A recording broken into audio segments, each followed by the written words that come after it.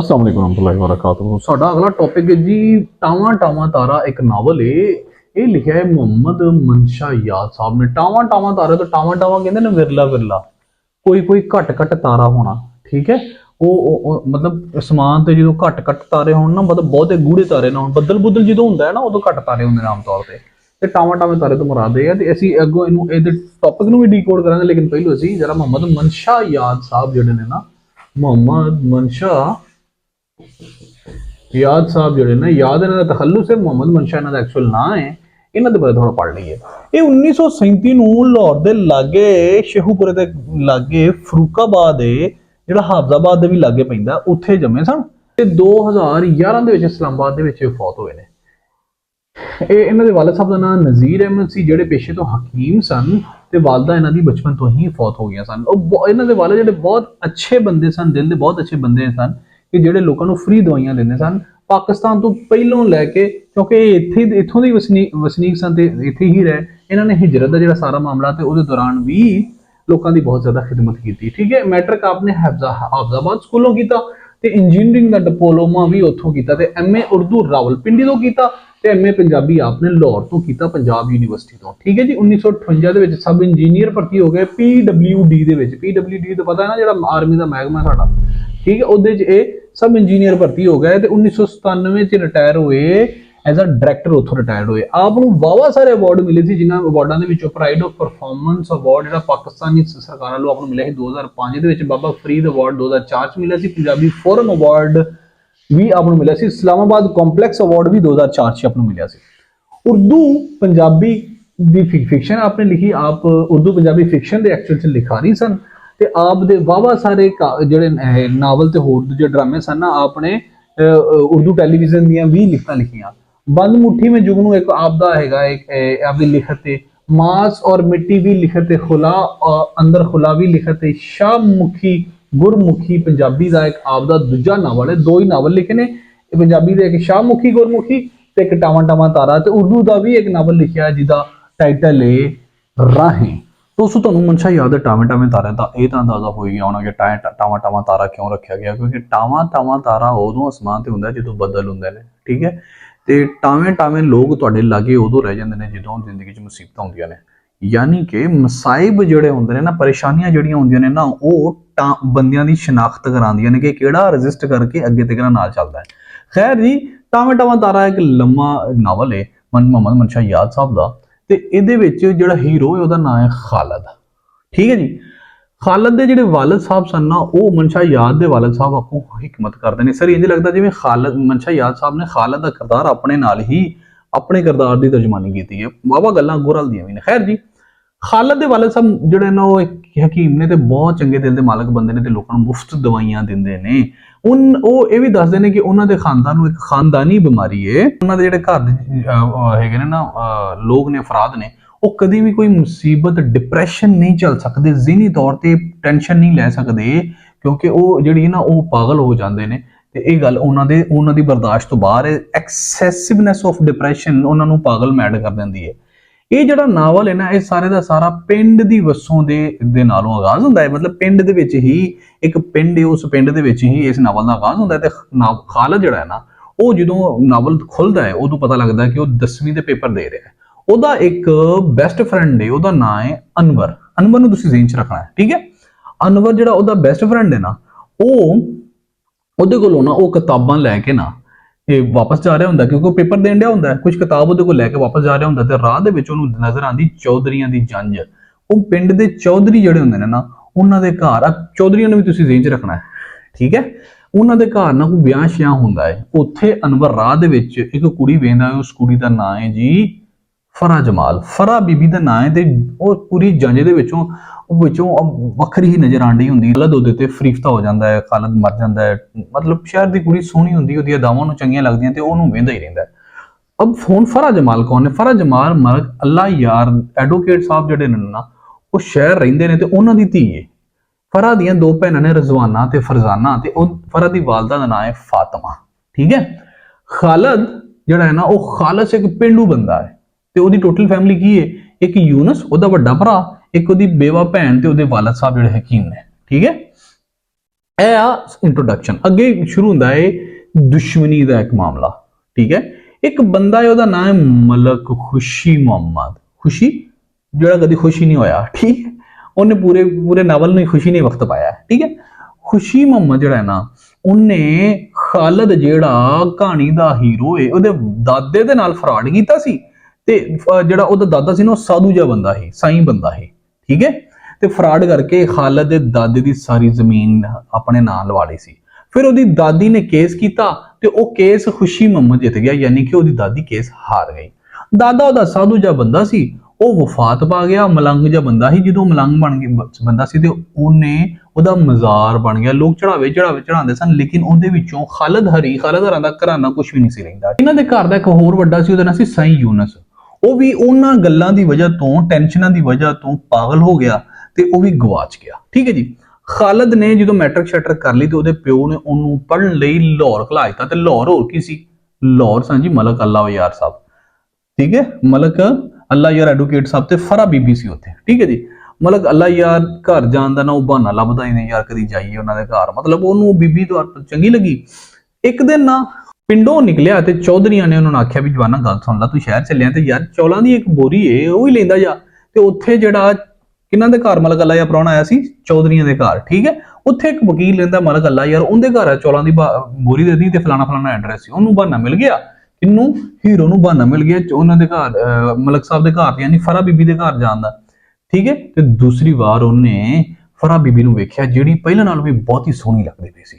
ਲੇਕਿਨ ਇਹ ਤਾਂ ਵਨ ਸਾਈਡਡ ਪਿਆਰ ਸੀ ਨਾ, ਉਹਨਾਂ ਨੇ ਇਹਨੂੰ ਕੋਈ ਘਾਹ ਨਾ ਪਾਇਆ, ਨਾ ਉਹਦੀ ਭੈਣਾਂ ਨੇ, ਨਾ ਫਰਾ ਬੀਬੀ ਨੇ, ਤੇ ਖਾਸ ਕਰਕੇ ਉਹਦੀ ਵਾਲਦਾ ਨੇ ਵੀ ਕੋਈ ਮੱਥੇ ਸ਼ਿਕੰਜੀ ਪਾ ਕੇ ਆਪ ਨੂੰ ਮਿਲੀਆਂ। ਠੀਕ ਹੈ, ਆਪਣਾ ਖਾਲਦ ਨੂੰ ਮਿਲੀਆਂ। ਠੀਕ ਹੈ, ਲੇਕਿਨ ਜਿਹੜਾ ਵਕੀਲ ਸੀ ਉਹ ਸਿਆਣਾ ਬੰਦਾ ਸੀ, ਉਹਨੇ ਮੁੰਡਾ ਵੇਖਿਆ, ਮੁੰਡਾ ਕਰੂ, ਇਹ ਚੰਗਾ ਹੈ, ਸ਼ਹਿਰ ਪੜ੍ਹਨ ਆਇਆ, ਚੰਗੇ ਘਰ ਦਾ ਹੈ, ਉਹਨੂੰ ਚੰਗੇ ਮੱਥੇ ਮਿਲਿਆ ਤੇ ਉਹਨੂੰ ਕਿਹਾ ਪੁੱਤ ਤੂੰ ਆਉਂਦਾ ਜਾਂਦਾ ਰਿਹਾ ਕਰ। ਠੀਕ ਹੈ, ਤੇ ਉਹਦੀ ਪੜ੍ਹਾਈ ਤੋਂ ਬਹੁਤ ਖੁਸ਼ ਹੋਇਆ ਤੇ ਨਾਲੇ ਉਹਨੂੰ ਆਖਿਆ ਵੀ ਆਉਂਦਾ ਜਾਂਦਾ ਰਿਹਾ, ਨਾਲੇ ਉਹਨੂੰ ਮਸ਼ਵਰਾ ਦਿੱਤਾ ਪੁੱਤ ਤੂੰ ਵਕਾਲਤ ਕਰ ਲਾ। ਠੀਕ ਹੈ, ਹੋਇਆ ਇਹ ਕਿ ਫਿਰ ਖਾਲਦ ਜਿਹੜਾ ਉਹਨੇ ਵਕਾਲਤ ਕਰਨੀ ਸ਼ੁਰੂ ਕਰ ਦਿੱਤੀ, ਮਤਲਬ ਵਕਾਲਤ ਲਈ ਉਹਨੇ ਪੜ੍ਹਨਾ ਸ਼ੁਰੂ ਕਰਤਾ।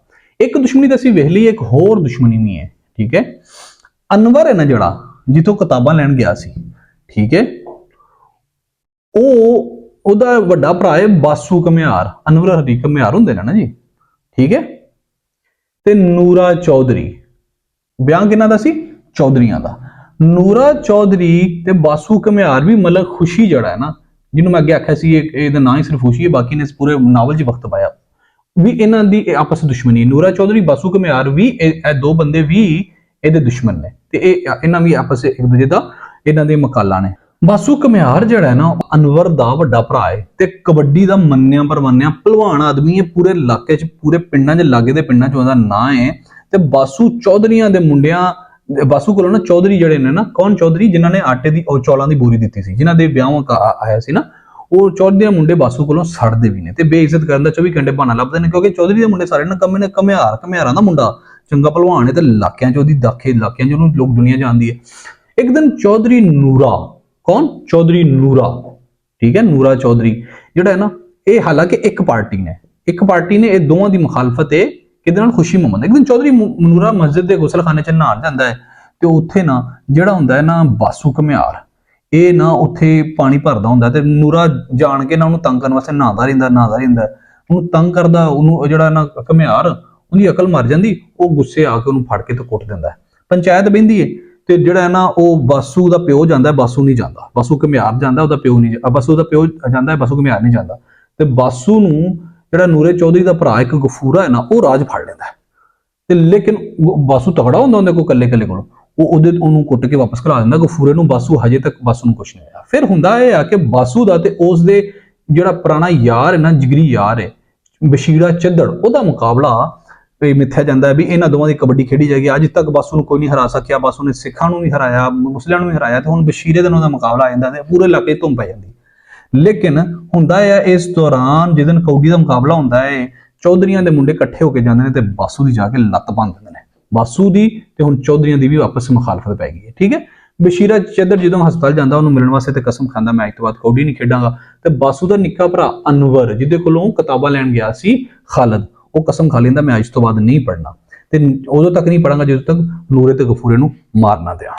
ਫਿਰ ਖਾਲਦ ਜਿਹੜਾ ਡਰਾਮੇ ਦਾ ਜਿਹੜਾ ਨਾਵਲ ਦਾ ਹੀਰੋ ਹੈ, ਉਹਦੇ ਇੱਕ ਯਾਰ ਦੀ ਮਾਂ ਦੀਆਂ ਟੁੰਬਾਂ ਵੇਚਣ ਲਈ ਉਹ 4-5 ਯਾਰ ਮਿਲ ਰਲ ਕੇ ਨਾ ਇੱਕ ਦੂਜੇ ਪਿੰਡ ਵਿੱਚ ਜਾਂਦੇ ਨੇ। ਉਸ ਪਿੰਡ ਦੇ ਵਿੱਚ ਇਹਨਾਂ ਦੇ ਪਿੰਡ ਦੀ ਇੱਕ ਮਾਛਣ ਸਕੀਨਾ ਮਾਛਣ ਵਿਆਹੀ ਹੁੰਦੀ ਹੈ, ਤੇ ਉਹ ਪਲਾਨ ਇਹ ਕਰਦੇ ਨੇ ਕਿ ਆਪਾਂ ਸਕੀਨਾ ਮਾਛਣ ਦੇ ਕੋਲ ਜਾਵਾਂਗੇ, ਉਸ ਤੋਂ ਅੱਗੇ ਉਹ ਆਪਾਂ ਨੂੰ ਸੁਨਿਆਰੇ ਦੇ ਕੋਲ ਲੈ ਕੇ ਜਾਏਗੀ। ਉਹ ਸੁਨਿਆਰੇ ਜਿਹੜੇ ਨਵੇਂ-ਨਵੇਂ ਹਿੰਦੂ ਮੁਸਲਮਾਨ ਹੋਏ ਨੇ, ਉਹ ਬੜੇ ਚੰਗੇ ਸੁਨਿਆਰੇ ਨੇ, ਸਾਨੂੰ ਚੰਗਾ ਮੁੱਲ ਦੇਣਗੇ। ਉਹ ਸਕੀਨਾ ਮਾਛਣ ਦੇ ਘਰ ਜਾਂਦੇ ਨੇ, ਤੇ ਉਹ ਉਹਨਾਂ ਨੂੰ ਵੇਖ ਕੇ ਬੜਾ ਰਾਜੀ ਹੁੰਦੀ ਹੈ, ਤੇ ਉਹਨੂੰ ਪਿੰਡ ਦੇ ਜਵਾਨ ਜਵਾਕ 5-6 ਮਿਲਦੇ ਨੇ ਜਦੋਂ, ਤੇ ਉਹ ਮਾਛਣ ਦਾ ਸੀਨਾ ਚੌੜਾ ਹੋ ਜਾਂਦਾ, ਮੋਚਨ ਦਾ ਸੀਨਾ ਚੌੜਾ ਹੋ ਜਾਂਦਾ, ਤੇ ਉਹ ਜਿਹੜੀ ਮੋਚਨ ਹੈ ਨਾ, ਉਹ ਫਿਰ ਆਪਣੇ ਜਵਾਨ ਆਪਣੇ ਪਿੰਡ ਦੇ ਜਵਾਨਾਂ ਨੂੰ ਨਾਲ ਲੜ ਕੇ ਪਿੰਡ ਦੇ ਘੁੰਮਦੀ ਫਿਰਦੀ ਹੈ, ਤੇ ਅਖੀਰ ਉਹ ਸੁਨਿਆਰਿਆਂ ਵਾਲੇ ਚਲੀ ਜਾਂਦੇ ਨੇ। ਉਹ ਸਾਰੇ ਰਲ ਕੇ ਸੁਨਿਆਰਿਆਂ ਵਾਲੇ ਜਾਂਦੇ ਨੇ, ਤੇ ਸੁਨਿਆਰੇ ਦਾ ਨਾਂ ਹੈ ਵਲੀ ਮੁਹੰਮਦ ਸੁਨਿਆਰਾ। ਉਹ ਨਵਾਂ ਹਿੰਦੂ ਮੁਸਲਮਾਨ ਹੋਇਆ, ਤੇ ਵਾਕਈ ਬਹੁਤ ਇਮਾਨਦਾਰ ਬੰਦਾ ਹੈ, ਤੇ ਉਹਦੀ ਧੀ ਇੱਕ ਏਡੀ ਸੋਹਣੀ ਹੈ, ਉਹਦਾ ਨਾਂ ਹੈ ਨੱਜੀ ਸੁਨਿਆਰੀ, ਕਿ ਉਹਨੂੰ ਵੇਖ ਕੇ ਜਿਹੜੇ ਨਾ ਪਿੰਡ ਦੇ ਮੁੰਡੇ ਸਾਰੇ ਹੀ, ਜਦੋਂ ਵੀ ਸਕੂਲੇ ਜਾਂਦੀ ਸੀ, ਪਿੰਡ ਦੇ ਸਾਰੇ ਜਵਾਨ ਮੁੰਡੇ ਉਹਦੇ ਟਾਂਗੇ ਦੇ ਪਿੱਛੇ ਸਾਈਕਲਾਂ ਲਾ ਕੇ ਜਾਂਦੇ ਸਨ, ਤੇ ਉਹਨੂੰ ਸਕੂਲੇ ਛੱਡ ਕੇ ਤੇ ਸਕੂਲੋਂ ਲੈ ਕੇ ਆਉਂਦੇ ਸਨ। ਬਹੁਤ ਸੋਹਣੀ, ਸਾਰੇ ਪਿੰਡ ਦੇ ਮੁੰਡੇ ਦੇ ਪਿੱਛੇ ਲੱਗੇ ਸਨ। ਤੇ ਸਕੀਨਾ ਮੋਚਨ ਜਿਹੜੀ ਹੈ ਨਾ, ਉਹ ਕੀ ਕਰਦੀ ਹੈ ਕਿ ਉਹ ਉਹਨਾਂ ਦੇ ਜਦੋਂ ਘਰ ਜਾਂਦੇ ਨੇ ਨਾ, ਤੇ ਉਹ ਸਕੀਨਾ ਮੋਚਨ ਜੋ ਕਿ ਲੈ ਕੇ ਜਾਂਦੀ, ਉਹ ਘਰ ਜਾਂਦੀ, ਤੇ ਉਹਨੂੰ ਫਿਰ ਦੱਸਦੀ ਸਾਡੇ ਪਿੰਡ ਦਾ ਇੱਕ ਬਾਊ ਮੁੰਡਾ ਆ, ਉਹ ਮੁੰਡਾ ਸ਼ਹਿਰੋਂ ਵਕਾਲਤ ਵਕੂਲਤ ਪੜਦਾ, ਬੜਾ ਚੰਗਾ ਮੁੰਡਾ ਹੈ, ਬੜਾ ਹੀ ਡਾਡਾ, ਤੇ ਫਲਾਣਾ ਤੇ ਟਮਕਾਣਾ, ਤਰੀਫਾਂ ਕਰਦੀ ਕੁਰਦੀ ਰਹਿੰਦੀ ਹੈ। ਤੇ ਸੁਨਿਆਰੇ ਦੀ ਜਿਹੜੀ ਧੀ ਹੈ ਨਾ, ਉਹ ਥੋੜੀ ਜਿਹੀ ਮੁਤਾਸਰ ਹੋਣਾ ਸ਼ੁਰੂ ਹੋ ਜਾਂਦੀ ਹੈ। ਉਹਨੂੰ ਦੱਸਦੀ ਕਿ ਉਹ ਮੁੰਡਾ ਗਾਣੇ ਵੀ ਲਿਖਦਾ ਹੈ, ਮੁੰਡਾ ਪੈਂਟਾਂ ਪਾਉਂਦਾ, ਬਾਊ ਜਿਹਾ ਸ਼ਹਿਰੋਂ ਦਾ ਆਉਂਦਾ, ਪਿੰਡ ਦਾ ਵੀ ਇਹ ਸਮਝਦਾਰ ਹੈ, ਫਲਾਣਾ ਟਮਕਾਣਾ, ਬਥੇਰੇ ਝੂਠ ਛਾਟ ਉਹਨੂੰ ਮਾਰਦੀ ਹੈ। ਮੋਚਨ ਜਿਹੜੀ ਹੈ ਨਾ, ਉਹ ਉਹਨੂੰ ਨਾ ਪੱਟੂ ਪਾ ਲੈਂਦੀ ਹੈ, ਠੀਕ ਹੈ, ਖਾਲਦ ਦੀ ਵਜ੍ਹਾ ਤੋਂ। ਉਹ ਜਿਹੜੀ ਮੋਚਨ ਹੈ ਉਹਨੂੰ, ਠੀਕ ਹੈ। ਹੁੰਦਾ ਇਹ ਆ ਕਿ ਜਿਹੜੇ ਨਾ ਉਹ ਦੋਵੇਂ ਹੀ, ਮੋਚਨ ਕੀ ਕਰਦੀ ਹੈ, ਜਦੋਂ ਖਾਲਦ ਅਰੀ ਉੱਥੇ ਆਉਂਦੇ ਨੇ, ਸਮਾਨ ਸਮੂਨ ਵੇਚਦੇ ਨੇ, ਵੇਚ ਕੇ ਵਾਪਸ ਚਲੇ ਜਾਂਦੇ ਨੇ, ਤੇ ਜਿਹੜਾ ਹੈ ਨਾ ਉਹ ਮੋਚਨ ਉਹਨੂੰ ਦੱਸਦੀ ਹੈ ਕਿ ਉਹ ਤੇਰੇ ਬਾਰੇ ਬੜੀਆਂ ਗੱਲਾਂ ਕਰਦਾ ਸੀ ਘਰ ਆ ਕੇ। ਉਹ ਕਹਿੰਦਾ ਸੀ ਵੀ ਉਹ ਜਿਹੜੀ ਉਹ ਸੁਨਿਆਰੀ ਸੀ ਨਾ, ਮੈਂ ਉਹਦੀ ਇੱਕ ਝਲਕ ਹੀ ਵੇਖੀ ਹੈ, ਤੇ ਮੈਂ ਤਾਂ ਪਾਗਲ ਹੋ ਗਿਆ। ਉਹਨੂੰ ਝੂਠ ਮਾਰਦੀ ਹੈ, ਤੇ ਉਹ ਜਿਹੜਾ ਨਾ ਉਹਦੀ ਅੱਗੇ ਖਾਲਦ ਨਾਲ ਤਾਂ ਕੋਈ ਗੱਲ ਹੀ ਨਹੀਂ ਹੁੰਦੀ ਇਸ ਬਾਰੇ, ਠੀਕ ਹੈ। ਤੇ ਨੱਜੀ ਸੁਨਿਆਰੀ ਹੌਲੀ ਨਾ ਖਾਲਦ ਦੇ ਸੁਪਨੇ ਸਜਾਣੇ ਸ਼ੁਰੂ ਕਰ ਦਿੰਦੀ ਹੈ, ਉਹਨੂੰ ਖਾਲਦ ਪਸੰਦ ਆਉਣਾ ਸ਼ੁਰੂ ਕਰ ਦਿੰਦਾ। ਫਿਰ ਹੁੰਦਾ ਇਹ ਆ ਕਿ ਇੱਕ ਦਿਨ ਉਹ ਮੋਚਨ ਦੇ ਹੱਥ ਖਤ ਘੱਲਦੀ ਹੈ ਕਿ ਬਈ ਇਹ ਜਿਹੜਾ ਖਤ ਹੈ ਨਾ, ਤੂੰ ਮੇਰਾ ਖਾਲਦ ਨੂੰ ਦੇਣਾ, ਠੀਕ ਹੈ। ਹੁਣ ਮੋਚਨ ਦੇ ਚਾਚੇ ਦੇ ਹੱਥ ਘੱਲਦੀ ਹੈ। ਮੋਚਨ ਦਾ ਜਿਹੜਾ ਚਾਚਾ ਹੁੰਦਾ ਨਾ, ਉਹ ਜਾਂਦਾ ਹੈ ਪਿੰਡ ਜਾ ਕੇ, ਉਹਨੂੰ ਖਾਲਦ ਨੂੰ ਖਤ ਦੇਣ ਦੀ ਕੋਸ਼ਿਸ਼ ਕਰਦਾ, ਤੇ ਉਹਦੇ ਘਰਲੇ ਜਿਹੜੀ ਉਹਦੀ ਭੈਣ ਹੁੰਦੀ ਨਾ, ਭੂਆ ਜਿਹੜੀ ਹੁੰਦੀ ਉਹਦੀ, ਜਿਹੜੀ ਤਲਾਕ ਯਾਫਤਾ ਹੈ, ਬੇਵਾ ਹੈ, ਉਹ ਕਿ ਦੱਸਦੀ ਹੈ ਕਿ ਉਹ ਤਾਂ ਲਾਹੌਰ ਗਿਆ ਹੈ। ਤੇ ਫਿਰ ਉਹ ਜਿਹੜਾ ਮੋਚੀ ਹੈ ਨਾ, ਉਹ ਕਹਿੰਦਾ ਕਿ ਭਾਈ ਤੁਸੀਂ ਪਲੀਜ਼ ਉਹਦਾ ਮੈਨੂੰ ਐਡਰੈਸ ਦੇ ਦਿਓ, ਮੈਂ ਕੋਈ ਪੈਗਾਮ ਦੇਣਾ। ਉਹ ਖੈਰ ਹੁੰਦਾ ਕੋਈ ਐਡਰੈਸ ਨਹੀਂ ਦਿੰਦੇ, ਸਮਝਦੇ ਨੇ ਪਤਾ ਨਹੀਂ ਕੀ ਗੱਲ ਹੈ। ਤੇ ਫਿਰ ਉਹ ਜਿਹੜਾ ਮੋਚੀ ਹੈ ਨਾ, ਉਹ ਕਹਿੰਦਾ ਯਾਰ ਪੈਸੇ ਵੀ ਹੁਣ ਵਾਪਸ ਕਰਨੇ ਪੈਣੇ ਨੇ।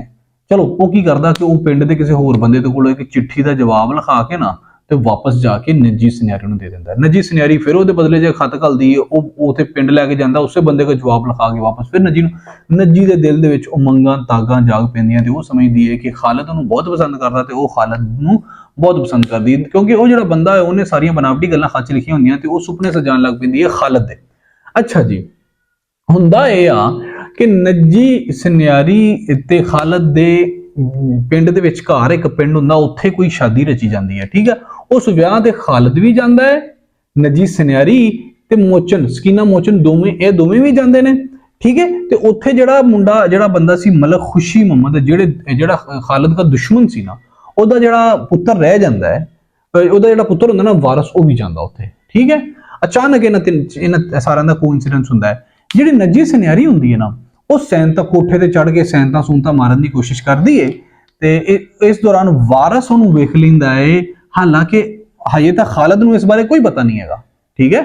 ਵਾਰਸ ਉਹਨੂੰ ਵੇਖ ਲੈਂਦਾ ਸੈਨਤਾ ਮਾਰਦੀ ਨੂੰ, ਤੇ ਸਕੀਨਾ ਮੋਚਨ ਨੂੰ, ਤੇ ਉਹਨਾਂ ਦੀਆਂ ਗੱਲਾਂ ਵੀ ਸੁਣ ਲੈਂਦਾ, ਤੇ ਵਾਰਸ ਨੂੰ ਸਮਝ ਆਉਂਦੀ ਕਿ ਬਈ ਇੱਥੇ ਕੋਈ ਦਾਲ ਚ ਕਾਲਾ ਹੈ। ਵਾਰਸ ਕੌਣ ਹੈ? ਵਾਰਸ ਖਾਲਦ ਦਾ ਦੁਸ਼ਮਣ ਹੈ। ਹੁੰਦਾ ਇਹ ਆ ਕਿ ਵਾਰਸ ਫਿਰ ਜਾਂਦਾ ਹੈ, ਜਾ ਕੇ ਮੋਚੀ ਨੂੰ ਫੜਦਾ ਹੈ। ਉਹ ਮੋਚੀ ਜਿਹੜਾ ਖਤ ਲੈ ਕੇ ਜਾਂਦਾ ਸੀ, ਉਹਨੂੰ ਜਾ ਕੇ ਸਿੰਘੀ ਤੇ ਪੈਰ ਰੱਖਦਾ, ਉਹਨੂੰ ਕਹਿੰਦਾ ਹਾਂ ਵੀ ਦੱਸ ਵੀ ਕੀ ਚੱਕਰ ਹੈ, ਆਹ ਸੁਨਿਆਰੀ ਦਾ ਕੀ ਹਿਸਾਬ ਹੈ, ਸੁਨਿਆਰੀ ਤਾਂ ਮੈਨੂੰ ਚੰਗੀ ਲੱਗਦੀ ਹੈ। ਉਹ ਫਿਰ ਮੋਚੀ ਸਾਰੀਆਂ ਗੱਲਾਂ ਦੱਸਦਾ, ਤੇ ਫਿਰ ਵਾਰਸ ਇੱਕ ਡਰਾਮਾ ਕਰਦਾ ਹੈ। ਵਾਰਸ ਇਹ ਕਰਦਾ ਹੈ ਕਿ ਮੋਚਨ ਨੂੰ ਨੱਜੀ ਸੁਨਿਆਰੀ ਨੂੰ ਨਾ ਕਹਿੰਦਾ ਕਿ ਇੱਕ ਖਤ ਲਿਖਾ ਕੇ ਉਹਨੂੰ ਫਲਾਣੇ ਮੇਰੇ ਡੇਰੇ ਤੇ ਸੱਦ। ਹੁੰਦਾ ਇਹ ਆ ਕਿ ਜਿਹੜਾ ਉਹ ਮੋਚਨ ਨੂੰ ਜਦੋਂ ਨੱਜੀ ਸੁਨਿਆਰੀ ਨੂੰ ਪਤਾ ਲੱਗਦਾ ਕਿ ਮੈਨੂੰ ਮੇਰੇ ਆਸ਼ਿਕ ਖਾਲਦ ਨੇ ਫਲਾਣੇ ਡੇਰੇ ਤੇ ਸੱਦਿਆ ਹੈ, ਜਿਹੜਾ ਕਿ ਐਕਚੁਅਲ ਚ ਵਾਰਸ ਸੱਦਾ ਹੁੰਦਾ ਉਹਨੂੰ, ਤੇ ਉਹ ਮਿਸਾਲ ਤੌਰ ਤੇ ਉਹ ਜਿਹੜਾ ਟਾਈਮ ਫਿਕਸ ਹੁੰਦਾ ਉਸ ਡੇਰੇ ਤੇ ਚਲੀ ਜਾਂਦੀ ਹੈ। ਉੱਥੇ ਖਾਲਦ ਤਾਂ ਨਹੀਂ ਹੁੰਦਾ, ਉੱਥੇ ਤਾਂ ਹੁੰਦਾ ਜਾਂਦਾ ਨੂੰ ਵਾਰਸ, ਤੇ ਵਾਰਸ ਜਾ ਕੇ ਉਹ ਬੜੇ ਤਰਲੇ ਪਾਉਂਦੀ ਹੈ ਕਿ ਮੈਨੂੰ ਮਾਫ ਕਰ ਦੇ, ਲੇਕਿਨ ਉਹ ਵਾਰਸ ਮਾਫ ਨਹੀਂ ਕਰਦਾ। ਅੱਗੋਂ ਤੁਸੀਂ ਆਪ ਸਮਝੋ ਹੈ। ਦੂਜੇ ਪਾਸੇ ਫਿਰ ਹੁੰਦਾ ਇਹ ਆ ਕਿ ਜਿਹੜੀ ਫਰਾ ਹੈਗੀ ਨਾ, ਫਰਾ ਜਮਾਲ, ਉਹ ਮਲਕ ਅੱਲਾ ਯਾਰ ਸਾਹਿਬ ਦੀ ਧੀ, ਠੀਕ ਹੈ, ਐਡਵੋਕੇਟ ਸਾਹਿਬ ਦੀ ਧੀ, ਉਹਨੂੰ ਨਾ ਉਹਦੀ ਸਹੇਲੀ ਦਾ ਇੱਕ ਭਰਾ ਪਸੰਦ ਆਉਣਾ ਸ਼ੁਰੂ ਹੋ ਜਾਂਦਾ ਹੈ, ਠੀਕ ਹੈ। ਤੇ ਉਹ ਮਲਕ ਸਾਹਿਬ ਜਦੋਂ ਉਹ ਆਪਦੇ ਪਾਪਾ ਨਾਲ ਗੱਲ ਕਰਦੀ, ਪਾਪਾ ਮੈਨੂੰ ਫਲਾਣਾ ਮੇਰੀ ਦੋਸਤ का जो है ना वो भाई मुझे बहुत पसंद है, ठीक है। ਤੇ ਮਲਕ ਸਾਹਿਬ ਜਿਹੜੇ ਨਾ ਉਹ ਪਤਾ ਕਰ ਦਿੰਦੇ, ਉਹ ਤਾਂ ਕੰਜਰ ਨਿਕਲਦੇ ਨੇ, ਕਿਉਂਕਿ ਉਹ ਜਿਹੜੀ ਕੁੜੀ ਹੁੰਦੀ ਹੈ ਨਾ, ਉਹ ਮੁੰਡੇ ਦੀ ਬੜੀ ਡੀਲ ਡੋਲ ਪਸੰਦ ਆਉਂਦੀ ਹੈ, ਅੰਜ ਛਾਵਾਲ ਛਲਵਾ ਕੇ ਪੂਰੇ ਮਾਹੌਲ ਬਣਾ ਕੇ ਰੱਖਦਾ, ਉਹ ਕਹਿੰਦੀ ਇਹ ਬੰਦਾ ਠੀਕ ਹੈ। ਫਿਰ ਬਾਅਦ 'ਚ ਪਤਾ ਲੱਗਦਾ ਇਹੀ ਤਾਂ ਬੰਦਾ ਠੀਕ ਨਹੀਂ ਹੈਗਾ।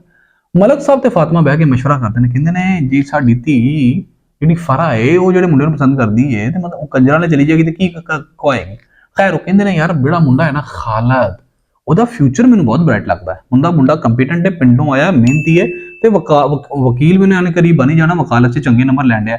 ਉਹ ਦੋਵੇਂ ਜੀ ਰਲ ਕੇ ਮਸ਼ਵਰਾ ਕਰ ਲੈਂਦੇ ਨੇ, ਤੇ ਫਿਰ ਉਹਨਾਂ ਦੇ ਘਰ ਇਹ ਗੱਲ ਮਿੱਥੀ ਜਾਂਦੀ ਕਿ ਚਲੋ ਅਸੀਂ ਹੁਣ ਖਾਲਦ ਨੂੰ ਆਪਣਾ ਦਮਾਦ ਬਣਾਉਣਾ ਹੈ, ਠੀਕ ਹੈ, ਚੰਗਾ ਮੁੰਡਾ ਹੈ ਉਹ, ਠੀਕ ਹੈ। ਉਸ ਤੋਂ ਬਾਅਦ ਖਾਲਦ ਦਾ ਲਾ ਵੀ ਪਾਸ ਹੋ ਜਾਂਦਾ ਹੈ। ਇਸੇ ਦੌਰਾਨ ਤੇ ਖਾਲਦ ਦੀ ਇੱਜ਼ਤ ਦੁਗਣੀ ਚੌਗਣੀ ਹੋ ਜਾਂਦੀ ਹੈ। ਉਹ ਨਾ ਉਹਦੇ ਅੱਗੇ ਪਿੱਛੇ ਖਾਲਦ ਦੀਆਂ ਜਿਹੜੀਆਂ ਨਾ ਫਰਾ ਦੀਆਂ ਭੈਣਾਂ ਫਾਤਮਾ ਤੇ ਦੂਜੀ, ਤੇ ਖਾਲਦ ਉਹਦੀ ਫਰਾ ਦੀ ਮਾਂ ਫਾਤਮਾ, ਠੀਕ ਹੈ, ਉਹ ਸਾਰੀਆਂ ਜਿਹੜੀਆਂ ਨੇ ਨਾ ਉਹ ਆਪਸ ਦੇ ਵਿੱਚ ਖਾਲਦ ਦੇ ਅੱਗੇ ਪਿੱਛੇ ਆਉਣਾ ਸ਼ੁਰੂ ਕਰ ਦਿੰਦੀਆਂ ਨੇ। खालिद जी भाई कहना शुरू कर देंगे ने, जी भाई आपने कुछ खाया है, कुछ पिया है, वही प्रोटोकॉल देने शुरू कर देंगे जेड़ा कि हर एक मेरे वर्गे कुआरे दा सुपना है, ठीक है जी। अच्छा मलक अल्लाह यार साहब जेड़ा ना वो खालिद नूं अपने घर ले आंदे ने, कहंदे ने यार तू हुण वकालत कर ली, हुण मुकाबले दा इम्तिहान दे। खालिद मलक साहब दे घर आ जांदा है मुकाबले दे इम्तिहान दी तैयारी करन, ते हुण वो वकील भी बन चुकिया है, ते इसे लिए घर दा वसनीक बन जांदा है। वो सारे रल के एक शादी ते रावलपिंडी जांदे ने, रावलपिंडीओं ਉਹ ਤੇ ਜਿਹੜੀ ਨਾ ਉਹਦੀ ਆਪਣਾ ਫਰਾ ਉਹਨਾਂ ਦੀ ਵਾਵਾ ਗੱਪਸ਼ਪ ਹੁੰਦੀ ਤੇ ਫਰਾ ਉਹਦੀ ਕਾਫੀ ਗੱਲਾਂ ਨਾਲ ਮੁਤਫਿਕ ਹੁੰਦੀ ਹੈ, ਤੇ ਫਰਾ ਕਾਫੀ ਮੁਤਾਸਰ ਹੁੰਦੀ ਹੈ, ਉਹਦੇ ਆਈਡੀਆਜ਼ ਬਹੁਤ ਕਲੀਅਰ ਹੁੰਦੇ ਨੇ, ਤੇ ਬਹੁਤ ਮੈਚੁਰ ਬੰਦਾ ਹੁੰਦਾ ਹੈ, ਕਿਉਂਕਿ ਉਹਨੇ ਸਾਰੀ ਜਗ੍ਹਾ ਦਾ ਪਾਣੀ ਪੀਤਾ ਹੁੰਦਾ, ਚੰਗਾ ਮੁੰਡਾ ਹੁੰਦਾ, ਦਿਲੋਂ ਵੀ ਸਾਫ਼ ਹੁੰਦਾ, ਤੇ ਵੈਸੇ ਵੀ ਫਰਾ ਨੂੰ ਪਸੰਦ ਕਰਦਾ, ਤੇ ਫਰਾ ਵੀ ਆਹਿਸਤਾ ਆਹਿਸਤਾ ਉਹਦੇ ਹੋਰ ਸੋਰਸਿਸ ਦੀ ਵਜ੍ਹਾ ਤੋਂ ਉਹਦੇ ਲਈ ਅਟਰੈਕਟ ਹੋਣਾ ਸ਼ੁਰੂ ਹੋ ਜਾਂਦੀ ਹੈ। ਹੁਣ ਹੁੰਦਾ ਇਹ ਆ ਇੱਕ ਹੋਰ ਟਵਿਸਟ ਆਉਂਦਾ ਹੈ ਇਹ ਨਾਵਲ ਦੇ ਵਿੱਚ ਕਿ ਨੱਜੀ ਦੇ ਘਰ ਵਾਲੇ ਅਲਮਾਰੀ ਚੋਂ ਉਹਦਾ ਖਤ ਫੜ ਲੈਂਦੇ ਨੇ, ਠੀਕ ਹੈ, ਉਹਦੇ ਜਿਹੜੇ ਖਤ ਹੁੰਦੇ ਨੇ ਨਾ ਉਹ ਫੜੇ ਜਾਂਦੇ ਨੇ, ਤੇ ਨੱਜੀ ਦੇ ਘਰ ਵਾਲੇ ਕਹਿੰਦੇ ਨੇ ਵੀ ਆਹ ਕੀ ਹੈ ਬਈ, ਠੀਕ ਹੈ। ਫਿਰ ਜੀ ਇਸ ਦੌਰਾਨ ਨੱਜੀ ਹਾਮਲਾ ਵੀ ਹੋ ਚੁੱਕੀ ਹੁੰਦੀ, ਉਹਨਾਂ ਨੂੰ ਪਤਾ ਲੱਗਦਾ ਵੀ ਨੱਜੀ ਦਾ ਹਾਮਲਾ ਹੈ, ਤੇ ਸ਼ੱਕ ਕਿਹਦੇ ਤੇ ਜਾਣਾ ਸੀ, ਖਤਾਂ ਦੇ ਵਿੱਚ ਕਿਹਦਾ ਨਾਂ ਸੀ, ਖਾਲਿਦ ਸਾਹਿਬ ਦਾ, ਹੀਰੋ ਦਾ। ਇਸ ਦੌਰਾਨ ਖਾਲਿਦ ਅਰੈਸਟ ਹੋ ਜਾਂਦਾ ਹੈ, ਖਾਲਿਦ ਨੂੰ ਫੜਿਆ ਜਾਂਦਾ ਹੈ, ਤੇ ਖਾਲਿਦ ਫਿਰ ਉਸ ਤੋਂ ਬਾਅਦ ਜਿਹੜਾ ਹੈ ਨਾ ਉਹ ਪਿੰਡ ਦਾ ਇੱਕ ਮੁੰਡਾ ਖਾਲਿਦ ਦਾ ਦੋਸਤ ਹੁੰਦਾ, ਉਹ ਖਾਲਿਦ ਦੀ ਬੇਲ ਕਰਾਉਂਦਾ ਹੈ, ਉਹਨੂੰ ਸੁਣਾ ਹੈ ਕਚਹਿਰੀ ਹੁੰਦੀ, ਬੇਲ ਹੁੰਦੀ ਹੈ। ਜਦੋਂ ਬੇਲ ਹੁੰਦੀ ਹੈ ਇਸ ਦੌਰਾਨ ਹੀ ਮਲਕ ਸਾਹਿਬ ਤੇ ਫਾਤਮਾ ਐਡਵੋਕੇਟ ਸਾਹਿਬ ਜਿਹੜੇ ਸ਼ਹਿਰ ਵਾਲੇ ਨੇ ਜਿਹੜੇ ਆਪਣਾ ਫਰਾ ਦੇ ਵਾਲਿਦ ਸਾਹਿਬ ਨੇ, ਉਹ ਤੇ ਫਾਤਮਾ ਉਹਦਾ ਪਤਾ ਲੈਣ ਜਾਂਦੇ ਨੇ ਖਾਲਿਦ ਦਾ। ਉਹਨਾਂ ਨੂੰ ਪਤਾ ਲੱਗਦਾ ਕਿ ਵੀ ਇਹਦੇ ਖਿਲਾਫ ਸਾਰਾ ਗਲਤੀ ਬੋਲਿਆ ਗਿਆ, ਲੇਕਿਨ ਰਾਹ ਦੇ ਵਿੱਚ ਉਹਨਾਂ ਦੇ ਪਿੰਡ ਦਾ ਇੱਕ ਬੰਦਾ ਹੁੰਦਾ ਮਲਕ ਮੁਰਾਦ ਅਲੀ, ਉਹ ਉਹਨਾਂ ਨੂੰ ਆਪਣੇ ਘਰ ਲੈ ਜਾਂਦਾ ਹੈ। ਜਦੋਂ ਉਹ ਪਿੰਡ ਆਉਂਦੇ ਨੇ, ਆਉਂਦੇ ਤਾਂ ਖਾਲਿਦ ਦੀ ਹਮਾਇਤ ਵਾਸਤੇ ਨੇ, ਲੇਕਿਨ ਜਦੋਂ ਮਲਕ ਮੁਰਾਦ ਦੇ ਘਰੋਂ ਵਾਪਸ ਜਾਂਦੇ ਨੇ ਉਦੋਂ ਖਾਲਿਦ ਬਿਲਕੁਲ ਖਿਲਾਫ ਹੋਏ ਹੁੰਦੇ, ਉਹਨਾਂ ਦੇ ਤਾਸਰਾਤ ਬਿਲਕੁਲ ਬਦਲੇ ਹੁੰਦੇ ਨੇ, ਤੇ ਖਾਲਿਦ ਦੀ ਦੁਨੀਆ ਵੀ ਬਿਲਕੁਲ ਬਦਲ ਚੁੱਕੀ ਹੁੰਦੀ, ਉਹਨਾਂ ਦੇ ਜ਼ੇਨ ਬਿਲਕੁਲ ਤਬਦੀਲ ਹੋ ਚੁੱਕੇ ਹੁੰਦੇ ਨੇ, ਠੀਕ ਹੈ। ਮਤਲਬ ਮਲਕ ਮੁਰਾਦ ਅਲੀ ਸਾਹਿਬ ਦੇ ਘਰ ਵਾਲੇ ਫੁੱਲ ਪੰਪ ਕਰ ਦਿੰਦੇ ਨੇ ਆਪਣਾ ਮਲਕ ਸਾਹਿਬਾਂ ਨੂੰ, ਮਲਕ ਸਾਹਿਬ ਜਿਹੜੇ ਐਡਵੋਕੇਟ ਸਾਹਿਬ ਨੇ ਖਾਲਿਦ ਦੇ ਖਿਲਾਫ, ਠੀਕ ਹੈ, ਤੇ ਖਾਲਿਦ ਦੀ ਫੈਮਿਲੀ ਦੇ ਖਿਲਾਫ। ਫਿਰ ਜੀ ਇਸ ਦੌਰਾਨ ਜਦੋਂ ਖਾਲਿਦ ਵਾਪਸ ਆਉਂਦਾ, ਵਾਪਸ ਆ ਕੇ ਸਭ ਤੋਂ ਪਹਿਲਾਂ ਇਹ ਕੰਮ ਕਰਦਾ ਕਿ ਆਪਣੀ ਆਪਾ ਨੂੰ ਮਲਕ ਸਾਹਿਬ ਦੇ ਘਰ ਰਿਸ਼ਤਾ ਲੈਣ ਘੱਲਦਾ ਹੈ, ਠੀਕ ਹੈ, ਲੇਕਿਨ ਮਲਕ ਸਾਹਿਬ ਉਹਦੀ ਆਪਾ ਦੀ ਬਿਸਤੀ ਕਰਕੇ ਵਾਪਸ ਖਲਾ ਦਿੰਦੇ ਨੇ। ਇਸੇ ਦੌਰਾਨ ਜਿਹੜੇ ਚੌਧਰੀ ਨੇ ਜਿਨ੍ਹਾਂ ਨੇ ਉਹ ਜਿਹੜਾ ਮੁੰਡਾ ਸੀ ਘਮਿਆਰਾਂ ਦਾ ਉਹਦੀ ਲੱਤ ਭੰਨੀ ਸੀ, ਉਹਨਾਂ ਦਾ ਇੱਕ ਬੰਦਾ ਹੁੰਦਾ ਸਰੂ, ਉਹ ਪੁਲਿਸ ਤੋਂ ਬਚਣ ਵਾਸਤੇ ਨਾ ਨੱਜੀ ਸੁਨਿਆਰੀ ਨੂੰ ਆਪਣੇ ਘਰ ਲੈ ਆਉਂਦਾ ਹੈ। ਉਹ ਕਹਿੰਦਾ ਕਿ ਭਾਈ ਠੀਕ ਹੈ ਵੀ ਠੀਕ ਹੈ, ਜੋ ਵੀ ਹੋ ਗਿਆ ਬਈ ਮੈਂ ਤੇਰੇ ਨਾਲ ਸ਼ਾਦੀ ਕਰਨਾ। ਵਾਰਿਸ ਕੌਣ ਹੈ? ਵਾਰਿਸ ਖੁਸ਼ੀ ਮਤਲਬ ਖੁਸ਼ੀ ਦਾ ਪੁੱਤਰ ਹੈ ਨਾ, ਠੀਕ ਹੈ, ਤੇ ਉਹਨਾਂ ਦੇ ਆਪਣੇ ਫੱਡੇ ਚੱਲਦੇ ਪੈਣੇ।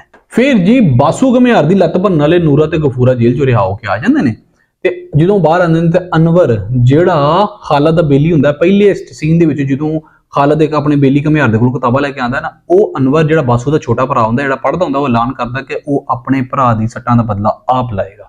ਖੈਰ ਹੁੰਦਾ ਹੈ ਕਿ ਨੂਰਾ ਤੇ ਗਫੂਰਾ ਕਿਉਂਕਿ ਚੌਧਰੀਆਂ ਦੇ ਮੁੰਡੇ ਹੁੰਦੇ ਨੇ, ਠੀਕ ਹੈ, ਤੇ ਉਹ ਹੁਣ ਜਿਹੜਾ ਨਾ ਉਹ ਹੁਣ ਆਪਸ ਦੀ ਲੜਾਈ ਦੇ ਵਿੱਚ, ਜ਼ਮੀਨੀ ਲੜਾਈ ਦੇ ਵਿੱਚ ਉਹ ਮਰ ਜਾਂਦੇ ਨੇ।